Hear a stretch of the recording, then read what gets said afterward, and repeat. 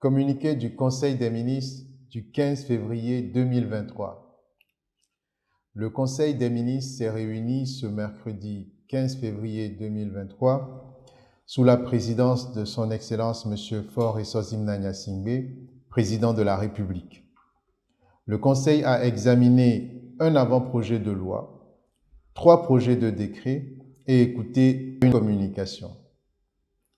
Au titre de l'avant-projet de loi, le Conseil a examiné en première lecture l'avant-projet de loi portant réglementation de la publicité en République togolaise. Ce texte a pour objet de fixer les règles relatives à la communication publicitaire, aux professions publicitaires et aux opérations de parrainage de programmes ou de services de médias audiovisuels dans notre pays. L'étude sera poursuivie lors d'un prochain Conseil des ministres. Au titre des projets de décret, le Conseil a examiné et adopté un projet de décret fixant les conditions et les procédures d'obtention d'autorisation et de certificats relatifs à la pose de câbles sous-marins de fibre optique et ou à la construction de chambres d'atterrage au Togo dans le domaine public maritime. Avec l'essor des réseaux de communication qui constituent un des vecteurs du développement économique de nos États, il est opportun de disposer de plusieurs câbles sous-marins afin de favoriser la mise en œuvre de la majorité des projets de la feuille de route gouvernementale 2020-2025. Ce projet de décret vise à définir la procédure de demande d'autorisation de déploiement de câbles sous-marins en fibre optique. Il prévoit la digitalisation des demandes d'autorisation de pose des 10 câbles. La mise en œuvre de ce décret permet, entre autres, de préserver et de protéger l'environnement marin et de s'assurer que cette activité soit menée conformément aux règles de sécurité et de respect de la souveraineté maritime de notre pays. Le Conseil a ensuite examiné et adopté en deuxième lecture le projet de décret fixant la nomenclature, les conditions et les modalités d'implantation et d'exploitation des installations classées pour la protection de l'environnement.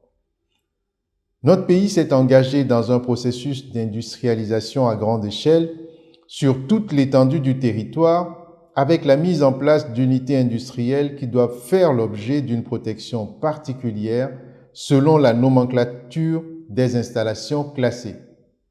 Il est à cet égard nécessaire de soumettre ces installations à une réglementation spécifique en vue de développer les capacités de gestion des risques et dangers et de prévenir la survenance des accidents à l'intérieur et autour de ces installations.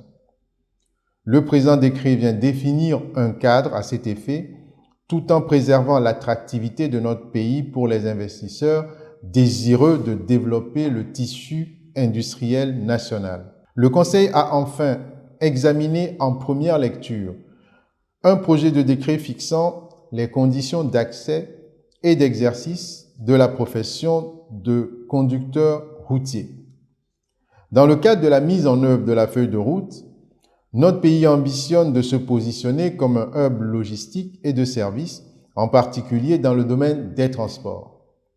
Dans cet esprit, il est essentiel de professionnaliser ce secteur dans la droite ligne de l'adoption récente de la loi d'orientation sur les transports. L'étude de ce texte se poursuivra lors d'un prochain Conseil des ministres. Au titre des communications, le Conseil a écouté une première communication relative au projet de loi portant modification du Code foncier et domanial, présenté par le ministre de l'Urbanisme, de l'Habitat et de la Réforme foncière. Afin d'accélérer la réalisation des projets structurants qui requièrent la mise à disposition rapide des sites, il est nécessaire de prendre des mesures pour faciliter la mise en œuvre de la procédure exceptionnelle d'expropriation. Cette communication montre l'importance de la loi portant modification du Code foncier domanial, dont l'adoption permettra au gouvernement de définir une procédure plus souple et efficace, favorisant la prise de possession rapide des immeubles expropriés en vue de la réalisation des opérations d'urgence dans le respect des droits des personnes affectées par l'expropriation. Au titre des divers, le Conseil a entendu un compte rendu relatif au processus de désencombrement des trottoirs dans le Grand Lomé. Ce compte rendu a fait état des actions menées par les préfets et les maires afin de sensibiliser suffisamment les acteurs de terrain. Le Conseil, tout en saluant l'esprit de bonne collaboration entre les autorités et les occupants, a instruit pour que les actions se poursuivent dans le même esprit afin de permettre que cette opération soit réalisée avec pédagogie et dans le respect de la cohésion sociale. Le Conseil a ensuite entendu un compte-rendu sur le bon déroulement des forats régionaux des producteurs agricoles du Togo qui ont été organisés à l'initiative de son Excellence M. Faure Issosim-Na Gnassingbé, président de la République. La prochaine édition se tiendra dans la région centrale du 23 au 25 février 2023. Enfin, le Conseil a entendu un dernier compte rendu relatif à une mission de prospection d'une délégation d'une trentaine d'investisseurs britanniques au Togo.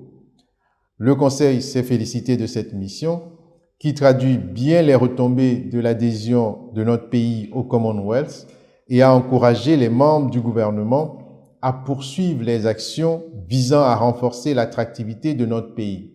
Fait à Lomé le 15 février 2023, le Conseil des ministres.